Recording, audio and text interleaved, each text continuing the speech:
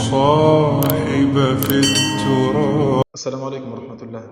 زموږ د نننۍ ویډیو د هغه ځوانانو مشرانو باره کې ده کوم ته چې تر اوسه د دې خبرې علم نشته چې موږ څنګه د خپل بجلی بیل انلاین کتلی شو. تاسو کې به زیاتو خلکو ته د دې خبرې معلومات وي، لیکن اوس هم زیات خلک د دې نه خبر دي. کله کله داسې وشي چې د بجلی بیل په کور کې نه وي، بازار کې اخوا دیخوا شوی وي یا د څه وجې نه لیټ کیدی هم شي.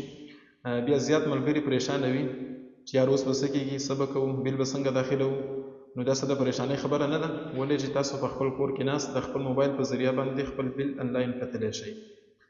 د دې دپاره د هر ډسټریبیوشن کمپنۍ خپل څه ویب سایټس وي، په هغې باندې تاسو خپل ریفرنس نمبر کوم چې د بیل په لیفټ سایډ باندې د 14 حصو مشتمل یو کوډ وي هغه انټر کړئ. د هغې نه پس تاسو خپل بیل په اسانه باندې کتلی شئ. د دې دپاره به تاسو خپل سمپل ګوګل ته راشئ، سرچ بار کې به ولیکئ پیسکو ډوپلیکیټ بیل انلاین.